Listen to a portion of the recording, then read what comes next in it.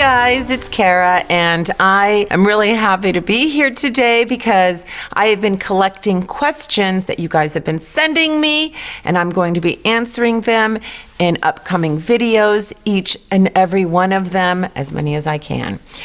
So just to get right off the bat, let's start off with this question, that the first one. Cara, you seem to have raised a kind young man. Thank you. Any tips to ensuring I can raise a kind human being as well? Yes, I have a great suggestion. It innately came to me at a young age of 22, 23. I started role-playing when my child was 2 years old. I jumped into a character called Gross Out, and Gross Out was exactly, how you'd imagine. She was this character who talked like this and had no friends. And she'd complain a little bit and say, "Oh, you don't want to hang out with me. Nobody likes me." And my little boy at 2.5, at that moment, I believe compassion was born. And he said, "Oh, I love you, Gross Out." And he extended his arms and pulled this character close to him. And that compassion was born. I remember another time, he was like 3.5, he came in the room crying to me, "Mommy, this character is so sad. Why am I crying?" So cute. They don't understand these feelings. They're all new to them. And I answered, "Because you have feelings. And those are empathy. It's compassionate feelings. You felt for that character." And I explained some feelings are happy, some are sad, excited, scared. The point is, I wanted to give him as many happy, positive, peaceful feelings as possible. I also did invoke a little fear in him when I role-played a character that was going to kidnap him. I'm like, "Come on, little boy. Come on, you want some candy?" And he'd like, And I go, "Come on, jump in my car." And then at one point he turned and looked up at me and he goes, "Bobby, you're scaring me." And it was really working. And I said, "Okay, just so you know, if you think you're scared with me, imagine if you were with a stranger." That taught him how to react if he's, on the playground or at a friend's house or whatever, how to react towards a stranger that doesn't have the best intentions in mind.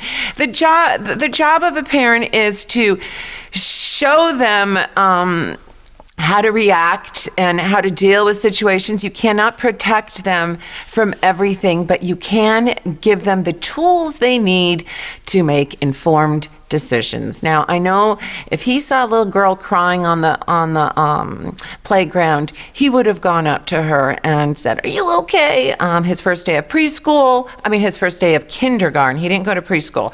Kindergarten, there was this little boy. He was like 200 pounds. He had red hair, freckles, and looked so sad, just looking down. His mother had left him. And I turned to my 7-year-old and I said, "Do you see that little boy? You go make friends with him." And he told me years later that he did go make friends with that little boy. And the first thing that little boy said to him was, "Why are you being so nice to me?" And it was right. My inkling was right. The little boy was, he was sad and shy and probably got picked on in the playground. But this little boy came and showed him respect and kindness, and it could have changed his life, And,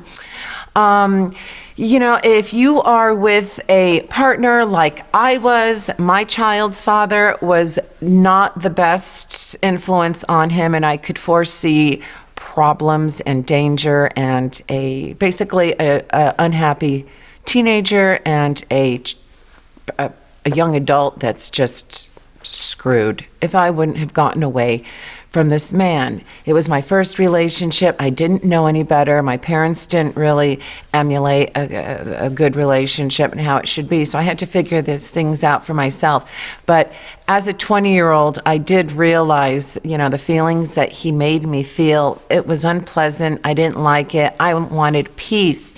And then I had the baby.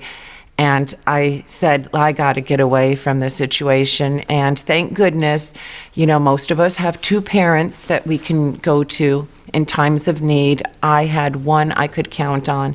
I begged my father to be able to move in his home and raise my son with him. And he had a father figure, a male figure in his life. And thankfully, my father agreed. And that was key in making sure that this child was going to become a positive, happy, healthy young adult. They emulate you, and you have so much power as a parent. We don't realize that. We have the power to dictate their diet. They're constantly being brainwashed by media, by cartoon characters, commercials, school. So I said, you know what?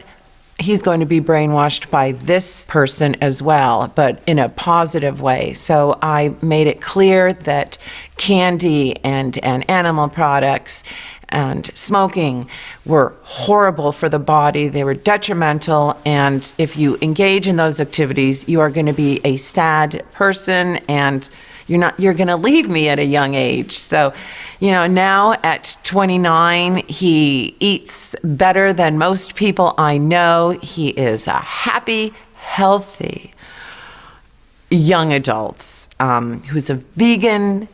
He's empathetic, compassionate, loving. He's just an amazing child. So thank you for that question, and thank you for allowing me the opportunity to answer you and share with you what has worked so wonderfully with me. I have a lot more questions I'm going to be answering in upcoming videos. I really want to go into detail with these answers, so we're going to be doing one at a time. And just thank you for your time, and I hope that you guys realize, again, the power as parents that we have. Those kids don't go shopping at the grocery store and pick out the stuff and buy it and bring it home. We do. If it's not in the house, they're not going to eat it. So we have the power. Let's use it. Okay, this is Cara B, and I am signing off now, but I'm looking forward to your next questions. Okay, take care.